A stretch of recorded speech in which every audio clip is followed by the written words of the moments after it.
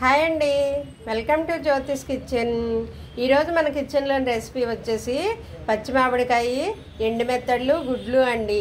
ఇది మరి మామిడికాయలు దొరికే సీజన్ కాబట్టి మామిడికాయలతో మనం మంచి మంచి వెరైటీలన్నీ చేసుకోవచ్చు. అయితే మామిడికాయ తినే వాళ్ళకి ఇది భలే నచ్చుతుంది కదా, పుల్లగా, కారంగా, ఉప్పగా చాలా బాగుంటుంది టేస్టు. ఒకసారి తయారీ విధానం చూద్దాం. ఇదిగోండి పచ్చి మామిడికాయ, ఎండు మెత్తళ్ళు, గుడ్లు కర్రీ వండడానికి నేను తీసుకున్న పదార్థాలు: 2 ఉల్లిపాయలు పెద్దవి అండి, ఇదిగో కొద్దిగానేమో ఎండు మెత్తళ్ళు, చిన్నదే మామిడికాయ అంటే పులుపు సరిపోతుంది దానికి. పెద్ద మామిడికాయ అయితే పులుపు ఎక్కువైపోతుందని నేను చిన్నకాయ తీసుకున్నాను. 2 ఎగ్స్, పచ్చిమిర్చి 4 తీసుకున్నాను. కొంచెం స్పైసీగానే బాగుంటుంది, పుల్లగా ఉంటుంది కాబట్టి మామిడికాయ కొంచెం కారం పడుతుందండి, అందువల్ల 4 పచ్చిమిర్చి తీసుకున్నాను. ఇవి కట్ చేసాక తయారీ విధానం చూద్దాం.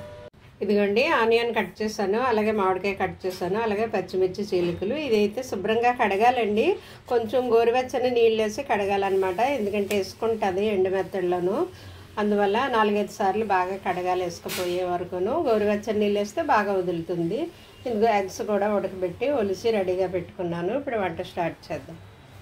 ఇదిగోండి స్టవ్ ఆన్ చేసి కడాయి పెట్టుకున్నాను, ఆయిల్ వేస్తున్నాను. నువ్వు 1.5 స్పూన్ వేసాను. దీంతోనూ ముందుగా మనము ఇది ఎండు మెత్తళ్ళు వేపుకోవాలండి. ఆయిల్ హీట్ అయిన తర్వాత ఎండు మెత్తళ్ళు వేసి ఇవి నూనెలో వేయించి తీసేయాలన్నమాట. వేగిన తర్వాత తీసేసి అప్పుడు ఉల్లిపాయలు వేపాలి. ఇది కూర ఉడికిపోయేటప్పుడు లాస్ట్లో వేయాలన్నమాట, అలాగే టేస్ట్ బాగుంటుంది. కూర దించే ముందు లాస్ట్లో ఇంకా 5 నిమిషాలకి దించేస్తాము, 2-3 నిమిషాలకి ముందే దించేస్తాం అనుకున్నప్పుడు ఇవి వేసి ఒకసారి కలిపేసి 2 నిమిషాల నుంచి తీసేయచ్చు అనమాట.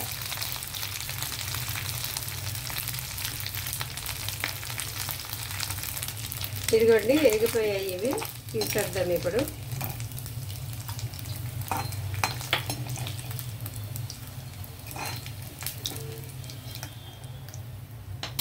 ఇదే ఆయిల్లో మనం ఆనియన్ వేసి ఫ్రై చేసుకోవాలి.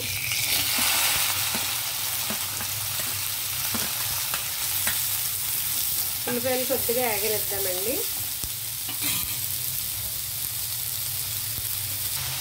ఉల్లిపాయలు త్వరగా వేగాలంటే మనం పసుపు, సాల్ట్ వేసేద్దామండి. కొద్దిగా పసుపు, అలాగే కూరకు సరిపడా సాల్ట్ 1 స్పూన్ వేస్తున్నాను నేను. ఎక్కువ ఉల్లిపాయలే కదా, ఇంకో పచ్చిమిర్చి కూడా వేస్తాను నేను. ఇవి ఒకసారి కలిపేసి వేగనిద్దామండి. ఉల్లిపాయలు బాగా వేగిన తర్వాత అప్పుడు కారం వేద్దాం. ఇదిగోండి ఉల్లిపాయలు కొంచెం వేగాయి కదా, ఇప్పుడు కారం వేద్దాం. ఇది కొంచెం పుల్లగా ఉంటుంది కదండి, కొంచెం కారము 1 స్పూను ఫుల్గా వేసేయచ్చు అనమాట. పచ్చిమిర్చి వేసాను, అయినప్పటికీ 1 స్పూన్ ఫుల్గా కారం వేస్తాను, సరిపోతుంది.